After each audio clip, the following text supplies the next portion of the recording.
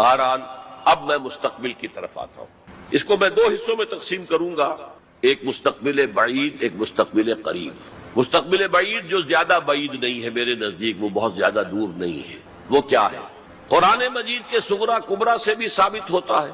پوری وضاحت کے ساتھ قرآن میں یہ نہیں ہے، لیکن صغرا کبرا قرآن میں موجود ہے، جس کا لازمی نتیجہ ہے جو میں ابھی آپ کے سامنے رکھوں گا. اور احادیث نبویہ سے بڑی وضاحت کے ساتھ ثابت ہے کہ قیامت سے قبل پوری دنیا میں، پورے گلوب پر دین حق اسی طرح غالب آئے گا جیسے کہ حضور کی جد و جہد کے نتیجے میں جزیرہ نما عرب میں غالب آیا تھا. قرآن میں صغرا کبرا کیا ہے؟ 3 دفعہ کہا کہ ہم نے بھیجا ہے محمد کو صلی اللہ علیہ وسلم دین کو غالب کرنے کے. وہ آیت نے بار بار کوٹ کی. 5 دفعہ کہا ہے کہ ہم نے بھیجا ہے محمد کو پورے عالم انسانیت کے لیے. سب سے اہم آیت ہے سورہ سبا کی نمبر 28 آیت، وَمَا أَرْسَلْنَاكَ إِلَّا كَافَّةً لِلنَّاسِ بَشِيرًا وَنَذِيرًا. اے محمد ہم نے آپ کو نہیں بھیجا مگر پوری نوع انسانی کے لیے بشیر اور نذیر بنا کر. اب اس صغرا کبرا کو جوڑیے. جب تک پوری دنیا پر دین حق اسی طرح غالب نہ ہو جیسے کہ حضور نے عرب میں کر دیا تھا، حضور کا مقصد بعثت ہنوز شرمندہ تکمیل ہے، اور یہ ممکن نہیں ہے کہ دنیا ختم ہو جائے اور حضور کا مقصد بعثت جو ہے پورا نہ ہو. احادیث کے اندر وہ حدیث جو میں 2 دفعہ آپ کے سامنے لا چکا ہوں، پہلا دور نبوت، دوسرا خلافت علی منہاج النبوہ، تیسرا ملکن عاضن، چوتھا فرمایا ثم تکون ملکن جبرین، پھر ملوکیت ہوگی مجبوری والی، غلامی والی. اب میں نہیں کہہ سکتا کہ اس وقت صحابہ نے اس کا کیا مطلب سمجھا ہوگا. یہ 2 ملوکیتیں علیحدہ علیحدہ حضور نے گنوا دی. آج ہم سمجھ سکتے ہیں کہ پہلی ملوکیت وہ تھی جس میں سلاطین اور ملوک مسلمان تو تھے، کلمہ گو تو تھے، پھر ہم ملکہ وکٹوریہ کے غلام ہو گئے. یہ ملکن جبرین، یہ پورے عالم اسلام کو جو رون ڈالا تھا کولونیل پاورز آف یورپ نے، یہ اس کی طرف اشارہ ہے. یہ فرمایا یہ دور بھی رہے گا جب تک اللہ چاہے گا، پھر اللہ اسے بھی اٹھا لے گا. And the good news is ثم تکون خلافت علی منہاج النبوہ، پھر دوبارہ دنیا میں خلافت علی منہاج النبوہ کا نظام قائم ہوگا. یہ ہے وہ دور جو آنے والا ہے، مستقبل میں آئے گا، لازماً آئے گا. 2 پتنگیں ہیں اڑ رہی ہیں، ان کا پیچ پڑنے والا ہے بہت زبردست. ایک ہے نیو ورلڈ آرڈر جو حقیقت میں جیو ورلڈ آرڈر ہے، ایک ہے جسٹ ورلڈ آرڈر آف اسلام. مقابلہ انہی میں ہونا ہے، اور نتیجے میں بالآخر اسلامی خلافت گلوبل کی طرف تو دنیا جا ہی رہی ہے. گلوبلائزیشن یہ ملکوں کے درمیان لکیریں تو تقریباً بے ایمانی ہو جائے گی. ملٹی نیشنلز کی حکومت ہوگی اصل میں، تو باقی حکومتیں جو ہے تو انتظامی قسم کے وہ ایک ریجنز ہوں گے. جیسے کہ پہلی جنگ عظیم سے پہلے پوری امت مسلمہ ایک وحدت تھی. ہاں حکومت یہاں مغلوں کی ہے، وہاں صفویوں کی ہے، لیکن کہیں کسی پاسپورٹ کی ضرورت نہیں، کہیں کسی ویزا کی ضرورت نہیں. کوئی مغرب سے چل کر آتا ہے ابن بطوطہ اور پہنچ جاتا ہے ہندوستان تک، اور یہاں آ کر وزیر بن جاتا ہے. وہ is not the son of the soil. امت کی وحدت برقرار تھی. یہ امت کی وحدت ختم ہوئی ہے فرسٹ ورلڈ وار کے بعد. المصر للمصریین، الشام للشامیین، العراق للعراقیین، یہ نعرے لگے ہیں امت کی وحدت کو پارا پارا کرنے کے لیے مغرب کے زیر اثر.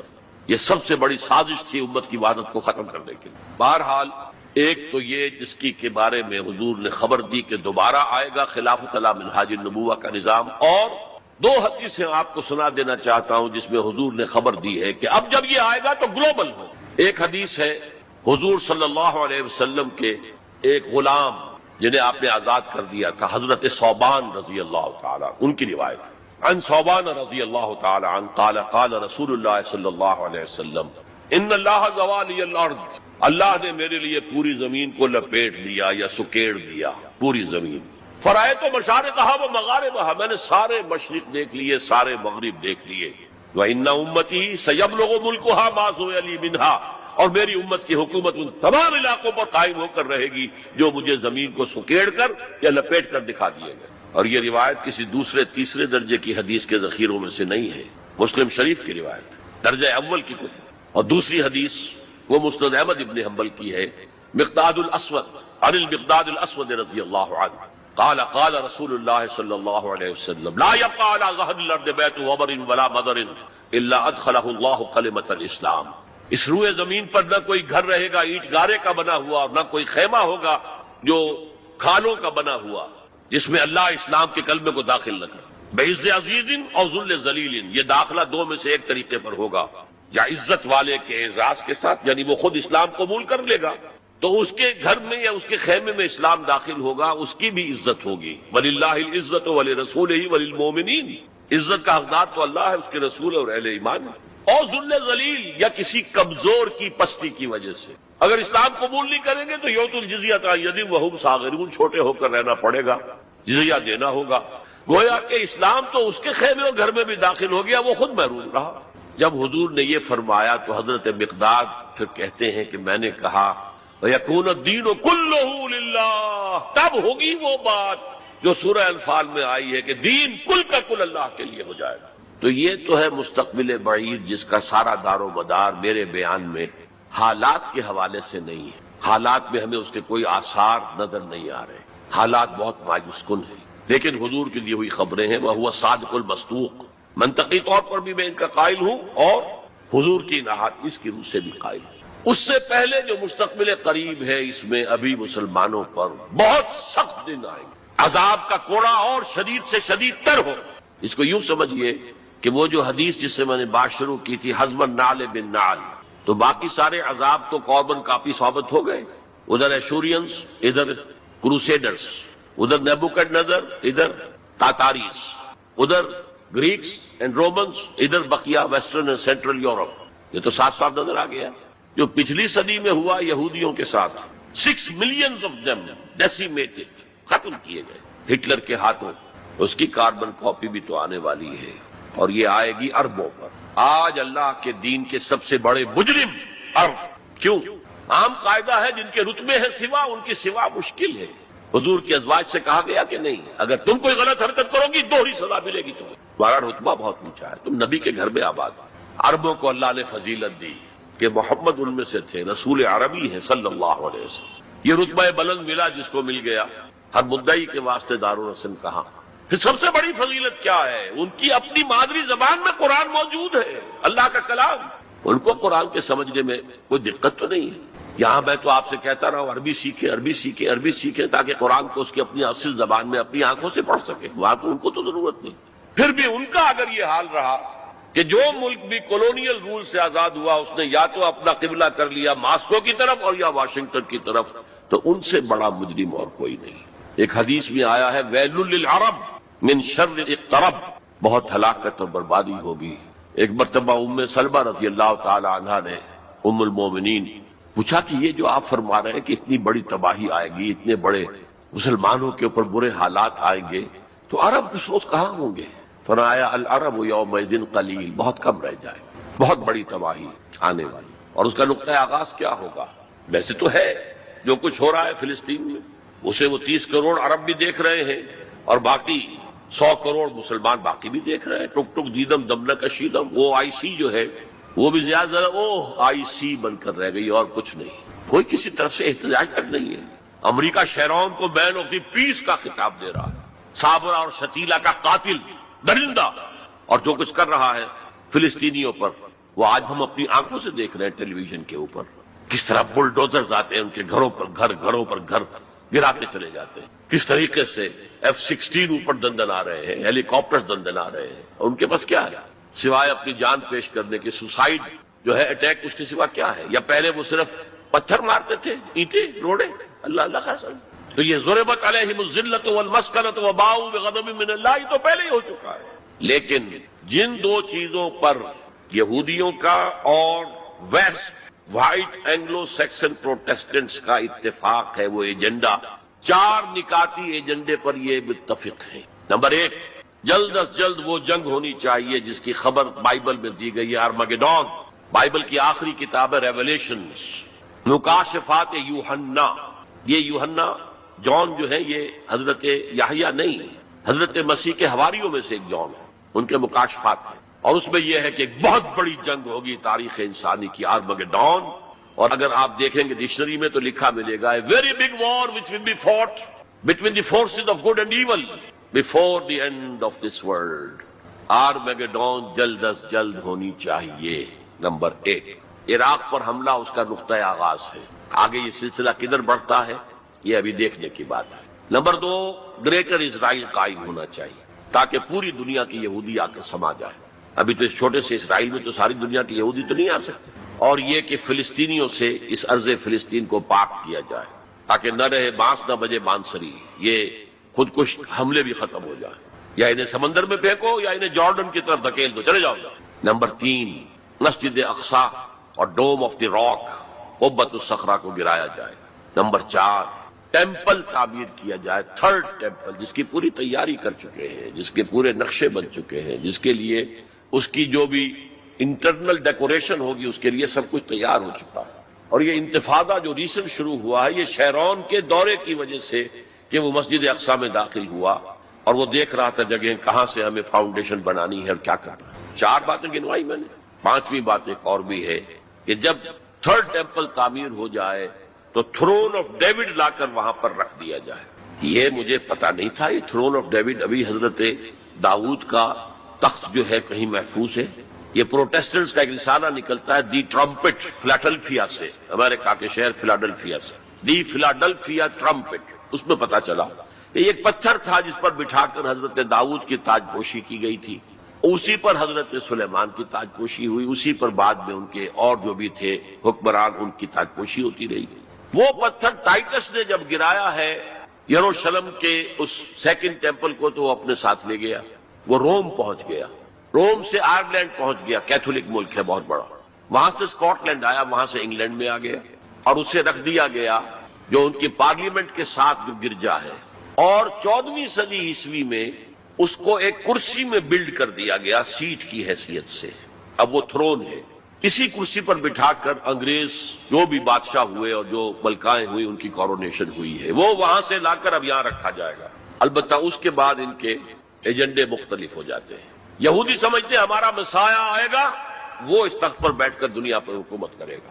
اس کے لیے بھی سمجھ لیجئے ان کے مسیحا سے مراد کیا ہے۔ ان کے ہاں چلی آ رہی تھی پیشین گوئیاں کہ ایک مسیحا آئے گا جو تمہارے دلدر دور کرے گا، تمہیں عظمت تک پہنچائے گا۔ وہ حضرت مسیح آ گئے، انہوں نے مانا ہی نہیں، تو وہ پیشین گوئی جو ہے ابھی موجود ہے، دی پوزیشن از ویکنٹ، ابھی تک وہ مسیحا نہیں آیا، they are waiting for their مسیحا، اس لیے کہ مسیح کو تو مانا نہیں۔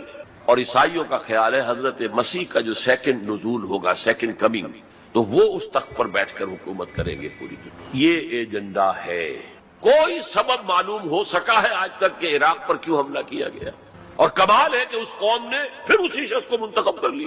9/11 کس نے کیا اس کی کوئی کبھی تحقیق ہوئی ہی نہیں، روک دیا گیا۔ جب شروع میں تحقیق شروع ہوئی تھی تو پہلے تو بیان آیا تھا بش کا کہ یہ لیک کیوں ہو رہی ہیں چیزیں اس سے، اور پھر سسٹم روک دیا گیا۔ یہ سارا جو معاملہ ہے history is going towards that direction. لیکن بہرحال اس میں جو مسجد اقصی کی شہادت کے بعد اور قبۃ الصخرہ کے گرانے کے بعد جو خون کھولے گا عرب نوجوانوں کا، اس کا آپ اندازہ نہیں کر سکتے۔ عرب کے اندر جوش تو اب بھی ہے، نوجوانوں میں بہت ہے۔ وہ ایک ایسی بات ہوگی کہ جس پر خون جوش کھائے گا، اور اس سے پہلے تو یہ حکمران کہ جو ویسٹ کے گماشتے ہیں یہ انہیں قتل کریں گے، بھونیں گے، اور پھر یہ کہ کرسچنز اور جیوز، اور انہیں جیوز میں سے اینٹی کرائسٹ بھی کھڑا ہو جائے گا، دجال۔ یہ مقابلے ہونے ہیں، لیکن میں اب تفصیل میں نہیں جانا چاہتا، لیکن ان کے ذریعے سے عالم عرب پر تو بہت بڑا بہت سخت عذاب آئے گا۔ باقی عالم اسلام دوسرے درجے میں ہے، مجرم۔ ہم سمجھتے ہیں کہ نمبر 2 پر ہم مسلمانان پاکستان ہیں، جنہوں نے اس ہندوستان کی تقسیم اسلام کے نام پر کروائی، اور 57 برس گزر گئے ہیں کہ اس اسلام کا کوئی نام و نشان وہاں نہیں ہے۔ وہی اسلام ہے جو ہر جگہ ہے، یہاں بھی ہے، مسجدوں میں آپ بھی جا رہے ہیں، ہم بھی جا رہے ہیں، لیکن وہ اسلامی نظام جو کہا گیا تھا کہ اسلام کے اصول حریت و اخوت و مساوات کا ایک نمونہ دنیا کو دکھانا چاہتے ہیں، وہ کہاں ہے؟ لیکن یہ کہ جہاں تک عرب پر اس عذاب خداوندی کا تعلق ہے، اس کا تو مجھے یقین ہوگا، اور ہولوکاسٹ سے کم 10 گنا ہوگا۔ خاکم بدہن، جیسے نیبوکڈنیزر کے ہاتھوں جتنے مرے تھے اس سے 100 گنا جو ہے وہ تاتاریوں کے ہاتھوں مرے۔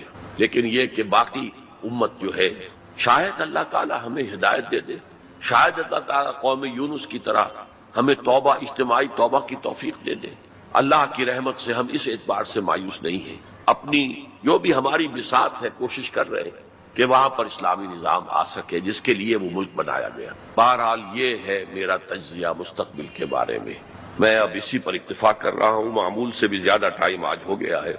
اللہ تعالیٰ مجھے بھی اور آپ کو بھی توفیق دے کہ ہم کمر ہمت کسیں اور اس دلدل سے نکلنے کی کوشش کریں اور اپنی زندگیاں وقف کریں اس کام کے لیے کہ جیسے کل میں نے کہا تھا، جاگو اور جگاؤ، ہوش میں آؤ، دوسروں کو ہوش میں لاؤ، پھر مل جل کر وَلْتَكُن مِّنكُمْ أُمَّةٌ يَدْعُونَ إِلَى الْخَيْرِ وَيَأْمُرُونَ بِالْمَعْرُوفِ وَيَنْهَوْنَ عَنِ الْمُنكَرِ۔ اللہ تعالیٰ توفیق دے۔ وَمَا تَوْفِيقِي إِلَّا بِاللَّهِ الْعَلِيِّ الْعَظِيمِ۔ جو داہنے والے ہوں گے یا یمن جو کہتے ہیں وہ برکت کو بھی کہتے ہیں، جو مبارک ہوں گے ما اصحاب المیمنہ، تمہیں اندازہ ہے وہ کیا ہوں گے؟ داہنے والے کون ہوں گے، کس کیفیت میں ہوں گے، کس حال میں ہوں گے؟ واصحاب المشأمہ، اور دوسری قسم ہوگی بائیں والے، یا یہ شوم کا لفظ آتا ہے، شومی قسمت، جو برے انجام والے۔ ما اصحاب المشأمہ، کچھ اندازہ ہے تمہیں، جانتے ہو وہ مشأمہ کیا ہوگا؟ اصحاب مشأمہ کیسے ہوں گے؟ یہ تو دو گروہ ہو گئے، والسابقون السابقون، اور اگلے آگے نکل جانے والے تو ہیں ہی آگے نکل جانے والے، اولئک المقربون، وہ تو وہ ہوں گے جو بہت مقرب ہو جائیں گے، قریب ہو جائیں گے اللہ۔ مقربین بارگاہ، یہ تقرب ہی تو ہے نا، اللہ چاہتا ہے کہ انسان اللہ سے قریب ہو، قریب۔ تو جو مقرب ہو گئے، جو دنیا میں جنہوں نے اللہ کا قرب تلاش کیا، وابتغوا الیہ الوسیلہ، اس کا قرب تلاش کرو، وجاہدوا فی سبیلہ، اس کی راہ میں جہاد کرو گے تو تم اس کے مقرب بارگاہ بن جاؤ۔ والسابقون السابقون اولئک المقربون فی جنات النعیم، یہ نعمتوں والے باغات میں ہوں گے۔ سلۃ من الاولین وقلیل من الآخرین، یہ بڑی تعداد میں ہوں گے پہلوں میں سے اور تھوڑے ہوں گے پچھلوں میں۔ بعض لوگوں نے تو یہ سمجھا کہ پہلوں سے مراد ہے پہلی امت ہے اور پچھلوں سے مراد ہوئی پھر یہ امت، اس اعتبار سے تو اس امت کی جو ہے بجائے فضیلت کے درجہ کم ثابت ہوا۔ صحیح بات یہ ہے ہر امت میں سابقون الاولون والمہاجرون والانصار والذین اتبعوہم بإحسان، یہ ہر امت میں رہا، ہر دور میں رہے، ابھی وہ معاملہ ختم نہیں ہوا۔ کوئی صدیقین کے مقام کو پہنچیں گے، کوئی شہادت کا مقام عظمیٰ حاصل کریں گے، کوئی عام مومن صالحین جو ہے اس مقام پر رہ جائیں گے۔ اسی طریقے سے سابقون الاولون، اور آگے نکل جانے والے، اور اصحاب الیمین، وہ جو بھی پیچھے ان کے آ رہے ہیں، والذین اتبعوہم بإحسان، وہ بھی ہوں گے، عام صالحین میں مومنین بھی ہوں گے۔ تو مراد یہ ہے کہ اس امت میں بھی جو اس سے پہلے تھے، جیسے حضور نے فرمایا خیر امتی قرنی ثم الذین یلونہم ثم الذین یلونہم، تو پہلے لوگوں میں زیادہ تعداد ہوگی مقربین کی، بعد والوں میں بھی ہوں گے تعداد میں کم، بعد میں تعداد تو ہو جائے گی 1.5 ارب امتی جو ہے محمد کے صلی اللہ علیہ وسلم، اب ان میں مقربین کتنے ہوں گے؟ تو آٹے میں نمک بھی نہیں ہو سکتے۔ تو سلۃ من الاولین، کثیر تعداد ہوگی پہلوں میں سے، وقلیل من الآخرین، بعد والوں میں سے تھوڑے۔ علی سرر موضونہ، وہ جڑاؤ تختوں پر بیٹھے ہوں گے، متکئین علیہا متقابلین، اس پر ٹیک لگائے ہوئے ہوں گے آمنے سامنے۔ یطوف علیہم ولدان مخلدون، اور ان پر گردش میں ہوں گے، چکر لگا رہے ہوں گے وہ لڑکے کہ جو سدا اسی طرح رہیں گے۔ یعنی ہوتا کیا ہے کہ آپ نے اپنے ہاں کو ملازم رکھا، بچہ رکھا، جوان جو نوجوان سا چھوٹی عمر کا، کچھ عرصے کے بعد وہ بڑا ہو گیا، اب آپ چاہتے ہیں کہ گھر سے باہر کریں، اب کسی اور کو لاتے ہیں، حالانکہ وہ آپ کے مزاج سے واقف ہو چکا تھا، آپ کی ذوق سے واقف ہو چکا تھا، لہذا وہاں جو ہوں گے وہ ہمیشہ اسی طرح پر رہیں گے تاکہ وہ آپ کی خادم رہے، خدمت کرتے رہے۔ بے اکواب و اباریق، وہ آب خورے لے کر، جام اور مینا لے کر، آب خورے اور کوزے لے کر گردش میں ہوں گے، جام و مینا، وکاسم من معین، اور جام ہوں گے ان کے جو کہ بہت نتھری ہوئی، صاف اور صاف شفاف جو ہے وہ شراب ہوگی۔ لا یصدعون عنہا، اس سے نہ ان کے سر میں کوئی گرانی ہوگی، دکھن ہوگی، ولا ینزفون، نہ وہ بہکیں گے، نہ بہتی باتیں کریں۔ یعنی دنیا کی شراب پر قیاس نہ کرو، وہ شراب الطہورہ جو ہے اس میں ایسی دونوں چیزیں نہیں ہوں گی، جو شراب پینے سے گرانی ہوتی ہے اور پھر یہ کہ اس میں آدمی جو بہت جاتا ہے۔ وفاکہۃ مما یتخیرون، اور میوے ہوں گے جو وہ پسند کریں گے، جون سا چاہیں اپنے سلیکشن پر۔ ولحم طیر مما یشتہون، اور اڑتے جانوروں کے، پرندوں کے گوشت ہوں گے جو انہیں پسند ہوں گے، یشتہون۔ وحور عین، اور حور ہوں گی، حوریں ہوں گی بڑی بڑی آنکھوں والی۔ یہاں پہلی میں حور آ رہا ہے، دوسری میں نہیں آئے گا۔ یہ جو ہے وہی جو مرر امیج میں نے کہا تھا، اس کو سمجھ لیجیے آپ کہ اس